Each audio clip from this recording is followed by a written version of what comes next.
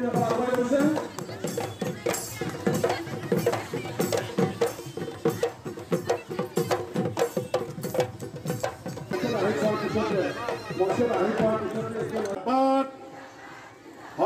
সোণোৱাল জিন্দাবাদ, সৰ্বানন্দ সোণোৱাল জিন্দাবাদ।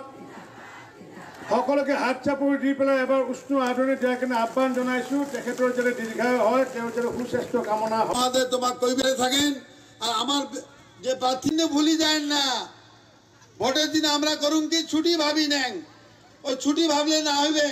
সকাল সকালে হিন্দু ভাইরা মন্দিরে যান, মুসলমান ভাইরা মসজিদে যান। আর দ্বিতীয়গৰাকী হ'ল আনোৱাৰা আক্তাৰা মছনমাত আনিশা আহক।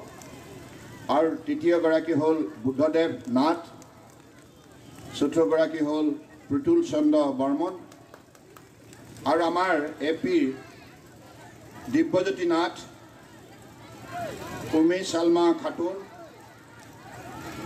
দীপাৰাণী দেৱী আৰু বিষ্ণু বৰ্মন আছে নহয়? আৰু কোনোবা আছে নেকি নাম? হা প্ৰতিগৰাকী মানুহক তেখেতসকলৰ প্ৰাপ্যৰ ধন শতকৰা 100% প্ৰদান কৰিছে।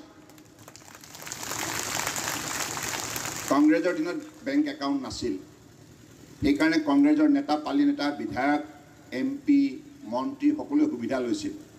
কাৰণ আমাৰ গাঁৱতো অধিকসংখ্যক লোকেই নিৰক্ষৰ, পঢ়া শুনা কম আছে, আৰু তেখেতসকলৰ বেংকৰ একাউণ্ট নথকাৰ কাৰণে তেখেতসকলৰ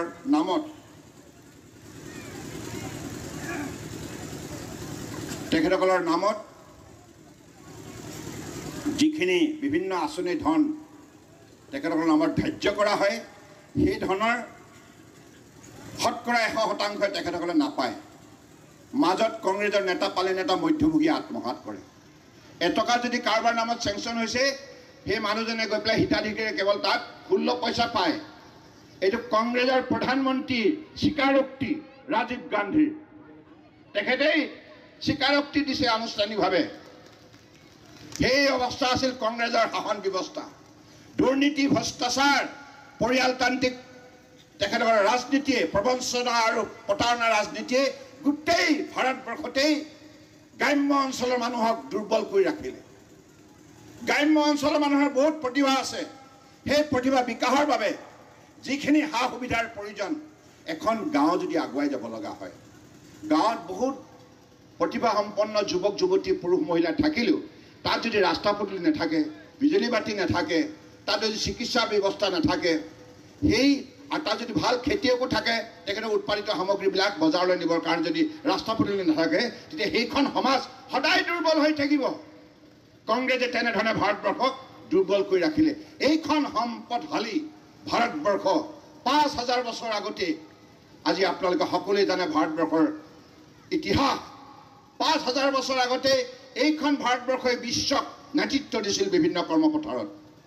কিন্তু এই ইমান সম্পদশালী, শক্তিশালী ভাৰতবৰ্ষক কংগ্ৰেছৰ দুৰ্নীতি, ভ্ৰষ্টাচাৰ, পৰিয়ালতন্ত্ৰ নীতিয়ে সম্পূৰ্ণৰূপে দুৰ্বল কৰি ৰাখিলে। স্বাধীনতা যোৱা 60 বছৰে, 60 বছৰ কাল তেখেতসকলৰ ৰাজত্ব চলালে, আৰু সেইবাবে এইখন ভাৰতবৰ্ষ বিশ্বৰ বুকুত দুৰ্বল ৰাষ্ট্ৰ বুলি পৰিগণিত হৈছিল। কিন্তু প্ৰধানমন্ত্ৰী নৰেন্দ্ৰ মোদী ডাঙৰীয়াই সংকল্প ল'লে যে এইখন ভাৰতবৰ্ষই ইমান শক্তি আছে, এই শক্তি উজ্জীৱিত কৰিব লগা হ'লে দেশৰ প্ৰধানমন্ত্ৰীগৰাকী সৎ আৰু নিষ্ঠাৱান হ'ব লাগিব, জনতাৰ প্ৰতি দায়িত্ব সহকাৰে, দায়বদ্ধতাৰে, ভক্তিভাৱে কাম কৰিব লাগিব। সেই মানসিকতা কংগ্ৰেছৰ নেতাবিলাকৰ, প্ৰধানমন্ত্ৰীসকলৰ নাছিল। কিন্তু আজি প্ৰধানমন্ত্ৰী নৰেন্দ্ৰ মোদী ডাঙৰীয়াই দেখুৱাই দিলে, এইখন ভাৰতবৰ্ষক 10 বছৰৰ ভিতৰতে সুসংগঠিত কৰি এতিয়া বিশ্বৰ অন্যতম শক্তিশালী ৰাষ্ট্ৰ হিচাপে আজি আগবঢ়াই দিবলৈ সক্ষম হ'ল। ভাল লাগিলে আৰু কথাবিলাকতো স্পষ্ট হৈছে, কাৰণ প্ৰথম পৰ্যায়ৰ নিৰ্বাচনতো আমাৰ বিজেপি, এজিপি, আমাৰ মিত্ৰজোঁটৰ প্ৰাৰ্থীসকলকে ৰাইজে আঁকোৱালি লৈছে।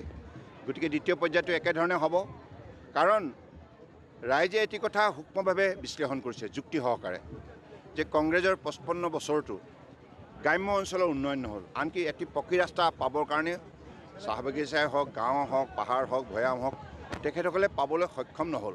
কাৰণ তেখেতসকলক নামত আবণ্টিত ধনবিলাক কংগ্ৰেছৰ নেতা পালি নেতাবিলাকে আত্মসাৎ কৰাৰ বাবে দুখীয়া হৈ থাকিল। শ্লোগানৰ মাজত তেখেতসকলৰ প্ৰতিশ্ৰুতিবিলাক সীমাবদ্ধ হৈ থাকিল। ইয়াক বাস্তৱায়িত কৰাৰ বাবে আন্তৰিকতাৰে সততাৰে সুশাসন ব্যৱস্থাৰ যোগেদি কেতিয়াও ৰূপায়ণ নকৰিলে।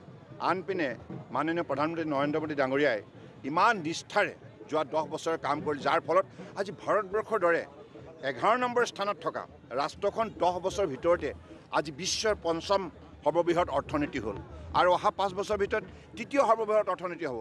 আৰু পৃথিৱীৰ সকলো বিত্তীয় সংস্থাই ডাঙৰ যিবিলাক ক্ৰিটিক আছে বিশ্বৰ, মই কেৱল ভাৰতবৰ্ষ বুলি কোৱা নাই, তেখেতসকলে একেমুখে স্বীকাৰ কৰিছে India is the fastest growing economy in the world under the dynamic leadership of honourable prime minister Narendra Modiji. আৰু আজি ভাৰত চৰকাৰে যেনেধৰণে নিষ্ঠাৰে কাম কৰি আছে, অসমতো ডক্টৰ হিমন্ত বিশ্ব শৰ্মা ডাঙৰীয়াৰ নেতৃত্বত যিখন মিত্ৰজোঁট চৰকাৰ আছে, এই চৰকাৰখনে নিৰন্তৰ উন্নয়নমূলক আঁচনিবিলাক সফলভাৱে ৰূপায়ণ কৰাৰ ফলত আজি অসমৰ 26,000খন গাঁও শক্তিশালী হৈছে। ৰাস্তা পদূলি, দলং, বিজুলী বাতি, বিশুদ্ধ খোৱা পানী আৰু বিশেষকৈ নিশ্চিতভাৱে দুবেলা দুমুঠি খাবৰ বাবে সক্ষম হৈছে। খেতিয়কসকলৰ ধানৰ দাম বৃদ্ধি হৈছে, সৰিয়হৰ দামো বৃদ্ধি হৈছে। আনপিনে আমাৰ শ্ৰমিকসকলৰ দৈনিক হাজিৰাও বৃদ্ধি হৈছে। গতিকে সকলো স্তৰতে পৰিৱৰ্তন। গতিকে ৰাইজে সেইকাৰণে সুফল পোৱাৰ বাবে আন্তৰিকতাৰে এইবাৰ পঞ্চায়ত নিৰ্বাচনত BJP AGP আঁকোৱালি ল'ব। নমস্কাৰ।